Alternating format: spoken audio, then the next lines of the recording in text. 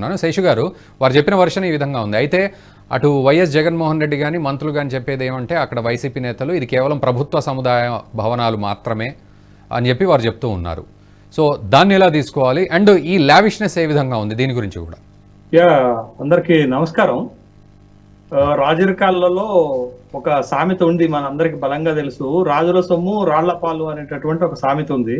మరి ప్రజాస్వామ్యంలోకి వచ్చిన తర్వాత ప్రజల సొమ్ము పాలకుల భవనాల పాలవుతుందా అనేటటువంటి ఒక చర్చ మనకైతే ఇప్పుడు కనపడుతుంది. రిషికొండ అనేది వైఎస్ఆర్ కాంగ్రెస్ పార్టీ అధికారంలో ఉన్నప్పుడు వివాదాస్పదమైనటువంటి అంశంగానే మారింది. వైఎస్ఆర్ కాంగ్రెస్ పార్టీ అధికారం కోల్పోయిన తర్వాత కూడా రిషికొండ పైన కట్టినటువంటి భవన సముదాయాలు కూడా ఒక చర్చనీయాంశము, ఒక వివాదాస్పదమైనటువంటి అంశంగానే మారిపోయింది.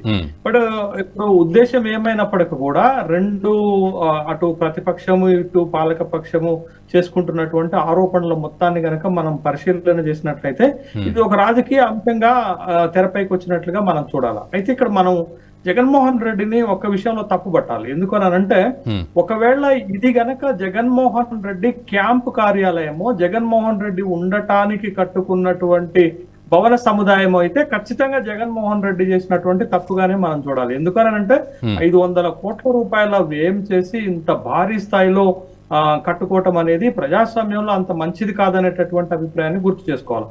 ఒకవేళ ఇది ప్రభుత్వంలో కొన్ని జీవోస్ ఉంటాయండి. ఖచ్చితంగా జగన్మోహన్ రెడ్డి వాడుకోవాలన్నా జీవో తీయాల్సిందే, ప్రభుత్వ అధికారిక భవనాలైనా జీవో తీయాల్సిందే. ఉట్టిగా ఏదో ఇళ్ల మీద లేకపోతే పత్రాలు రాసుకున్నట్టు ఇద్దరు ప్రైవేటు వ్యక్తుల మధ్య వ్యవహారం జరిగినట్టు ఉండదు.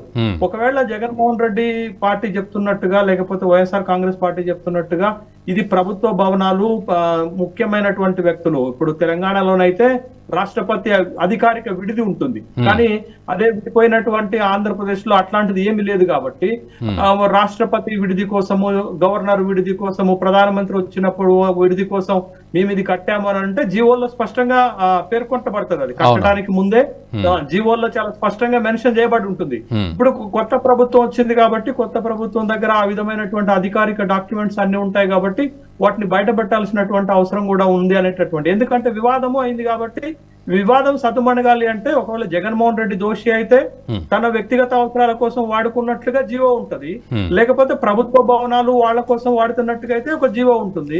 ఏ జీవోనైనా బయటపడితే ప్రజల్లో ఒక పారదర్శకత, ఒక స్పష్టత వచ్చేటటువంటి అవకాశం మనకు కనపడుతుంది. అయితే ఇక్కడ మనం గమనించాల్సింది ఏంటంటే అసలు ఈ ప్యాలెస్ లో లేకపోతే ఇక్కడ కట్టినటువంటి భవనాల్లో మొట్టమొదటి వచ్చినటువంటి అభ్యంతరాలు ఏంటి అంటే పర్యావరణానికి వ్యతిరేకంగా ఈ భవనాలు కడుతున్నారు, రిషికొండ పైన కట్టడానికి వీల్లేదు అనేటటువంటి కేసులు అటు హైకోర్టులో సుప్రీంకోర్టులో ఉన్నాయి.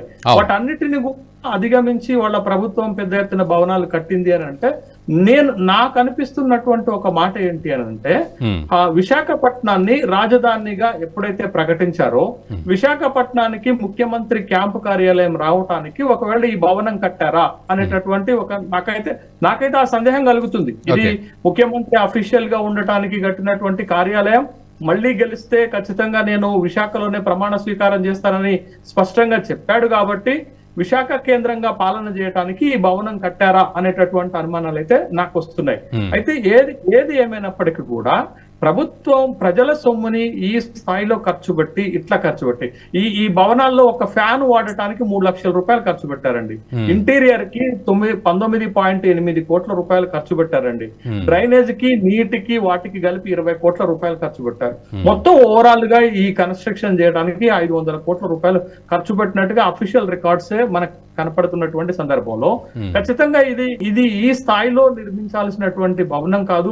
మళ్ళా పర్యావరణ అనుమతులు లేకుండా కట్టినటువంటిది, ఆ అభ్యంతరాలు వ్యక్తమవుతున్నప్పుడు కూడా కట్టినటువంటి విషయం కాబట్టి ఖచ్చితంగా ఇది వివాదాస్పదం అవుతుంది. ఇది ప్రజాస్వామిక వ్యవస్థల్లో ఇట్లాంటి వాటిని మనం ఆహ్వానించాల్సినటువంటి అంశం కాదు. ఎందుకనంటే మీకు ఇక్కడ ఒక విషయం చాలా గమనించాలి రఘు గారు. మనకి 2001లో తమిళనాడులో జయలలిత ప్రభుత్వం అధికారంలోకి వచ్చింది. 2006లో అధికారాన్ని కోల్పోయి డిఎంకే అధికారంలోకి వచ్చింది. 2006లో డిఎంకే అధికారంలోకి వచ్చిన సందర్భంలో జయలలిత వాడినటువంటి అధికారిక భవనాలను అప్పటి డిఎంకే ప్రభుత్వం చూపెట్టింది. ఈవెన్ టాయిలెట్స్ కూడా బంగారంతో కట్టినట్లుగా మనకి చూపెట్టారు. జయలలిత ప్రభుత్వ ధనాన్ని దుర్వినియోగం చేసి పెద్ద ఎత్తున ఆడంబరాలకు పోయి పెద్ద ప్యాలెస్ కట్టుకున్నారు, పెద్ద ఇంటీరియర్ చేసుకున్నారు అనేటటువంటి ఆరోపణలు అప్పుడు డిఎంకే ప్రభుత్వం ప్రజల్లోకి తీసుకొచ్చింది.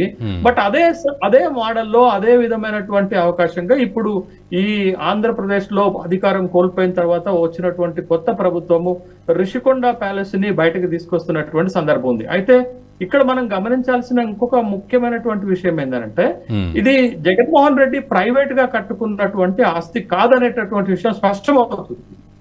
బట్ ఇది ప్రభుత్వ ధనంతో ప్రభుత్వ కోసం కట్టారు. బట్ దేనికోసం కట్టారు అనేది ముఖ్యం ఇక్కడ. Purpose important.